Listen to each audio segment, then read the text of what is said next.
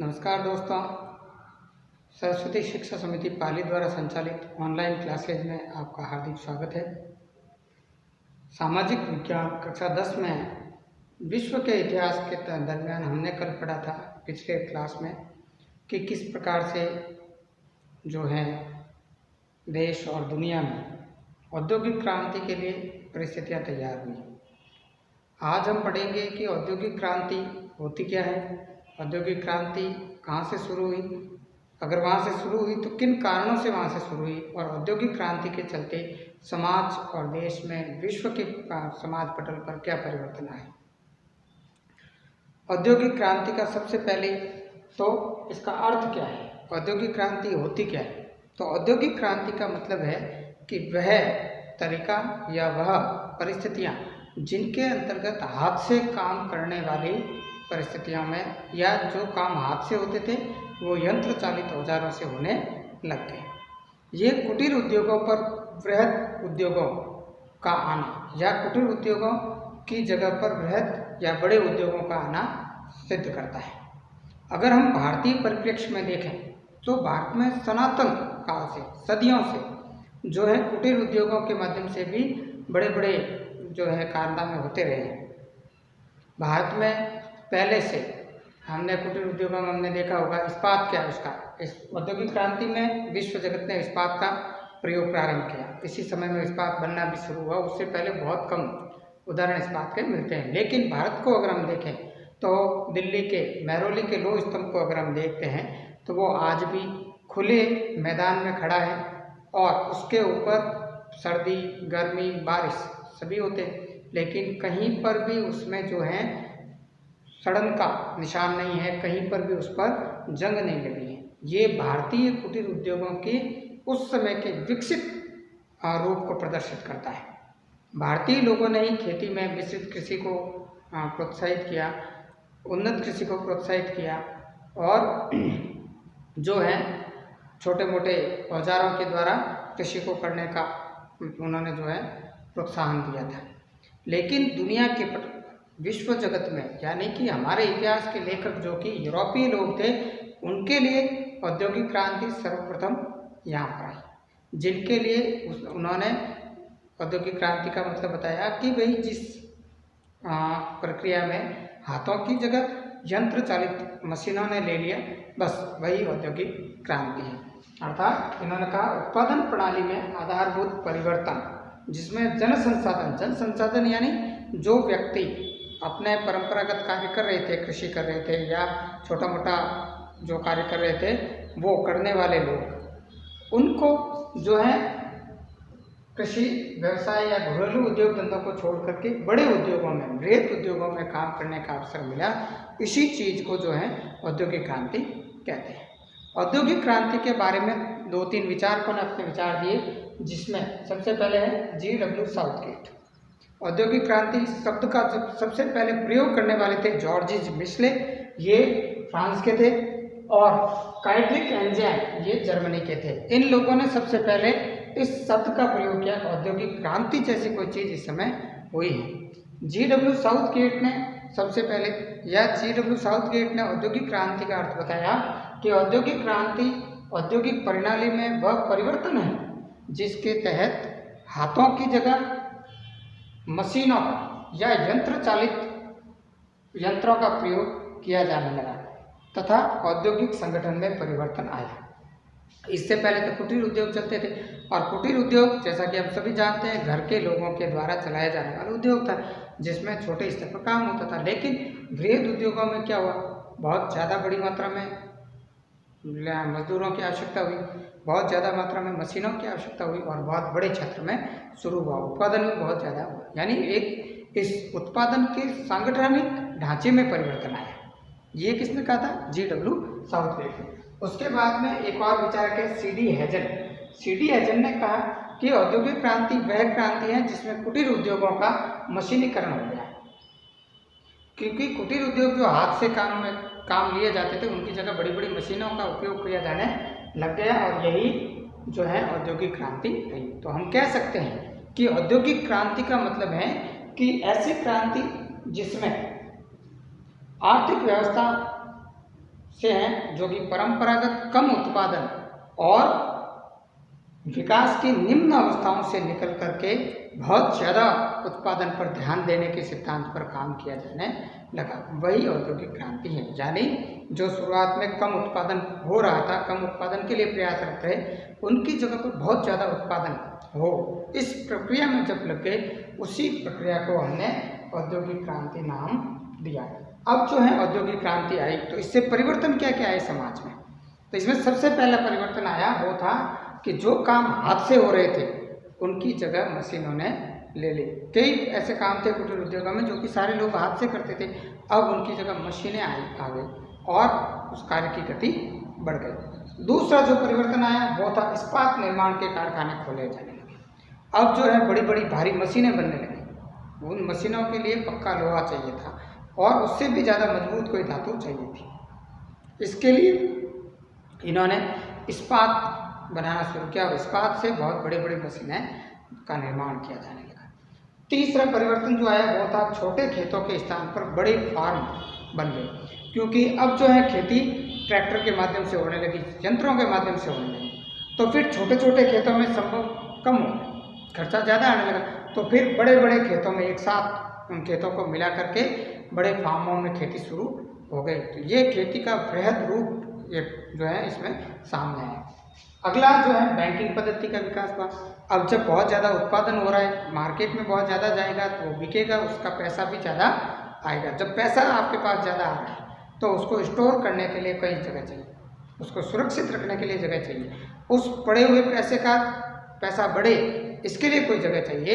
इसके लिए बैंकिंग प्रणाली का विकास हुआ, जिसमें आपका अतिरिक्त पैसा बैंक में जमा हो जाएगा और वही पैसा किसी ज़रूरतमंद को ऋण के रूप में उपलब्ध हो जाएगा, आपका पैसा भी बढ़ जाएगा, बैंक का भी काम चल जाएगा। तो बैंकिंग प्रणाली का विकास भी इसी औद्योगिक क्रांति की देन थी। फिर अगला परिवर्तन आया वो था वाष्प चलित इंजन, भाप से चलने वाले इंजन का आविष्कार हो गया। जेम्स वॉट ने किया इसका आविष्कार।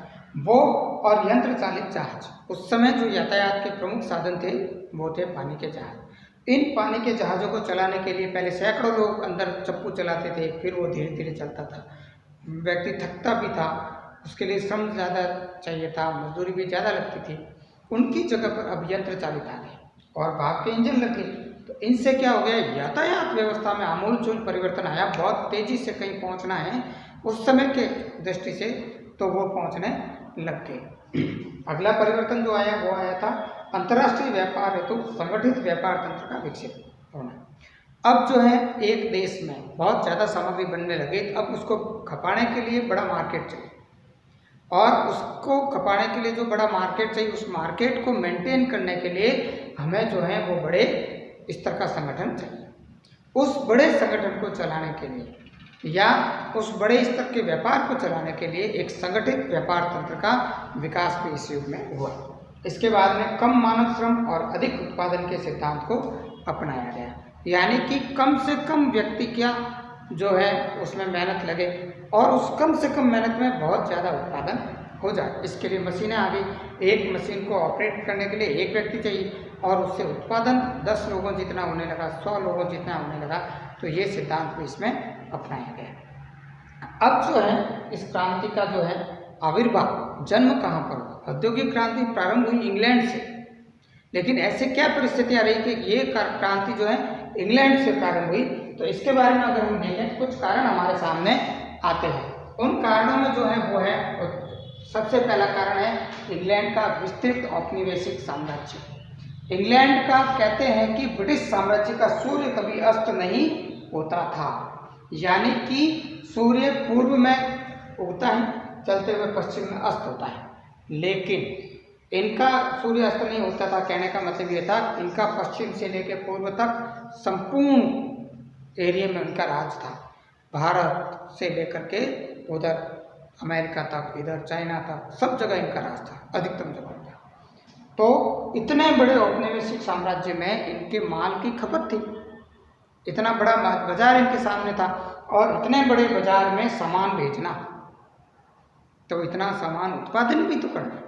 इसके लिए इन लोगों ने प्रयास किए कि कुछ ऐसी व्यवस्थाएं की जाए जिसके तहत इतना सामान हमारा बन जाए और उन लोगों तक पहुंच जाए।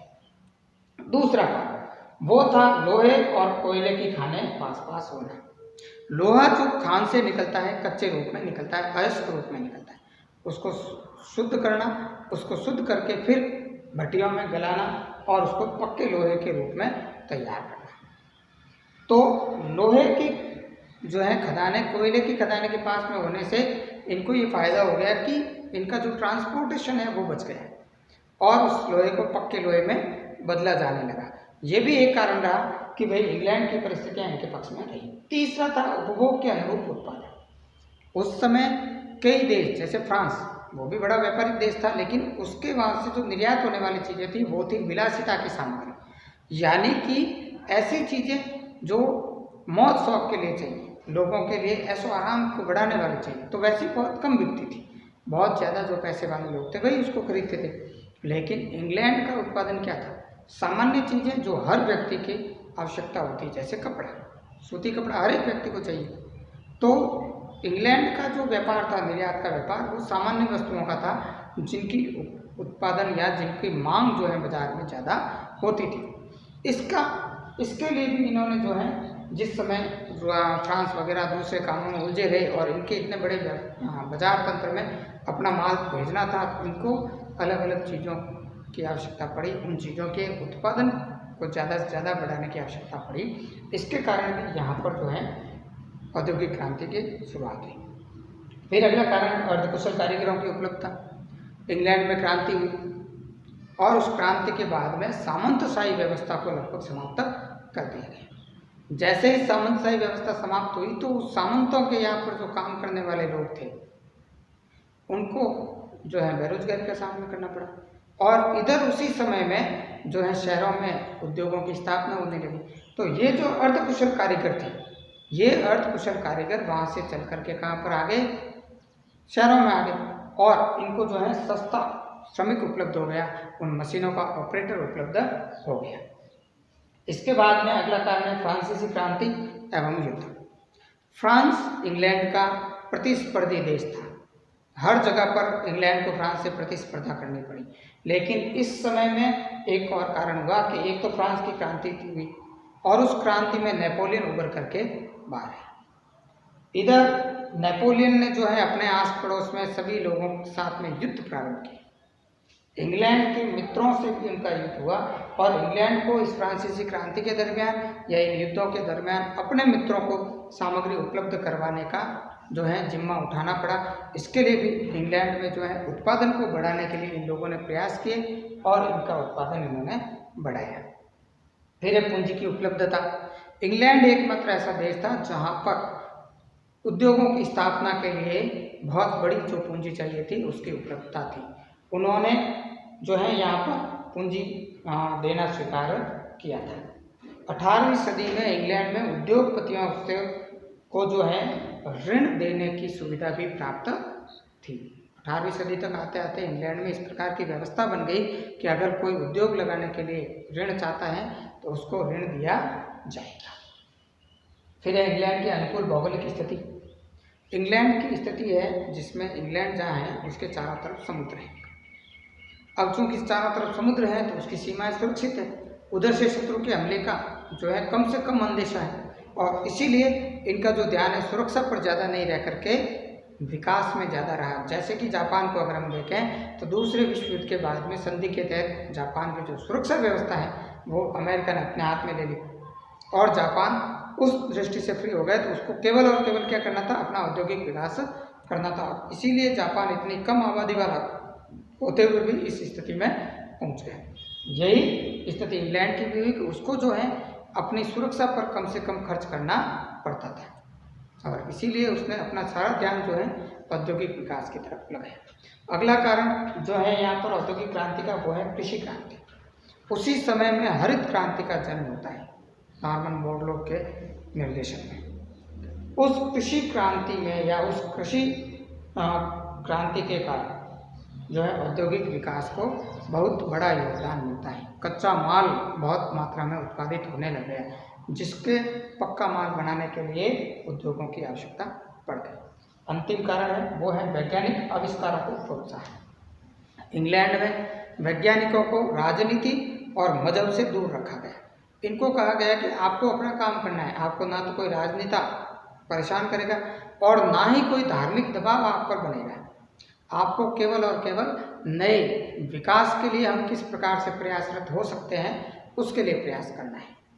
और इसलिए इन वैज्ञानिकों ने अनेक प्रकार के आविष्कार किए जिसके कारण इस औद्योगिक क्रांति को गति मिली और ये औद्योगिक क्रांति तेजी से दुनिया में फैली। धन्यवाद।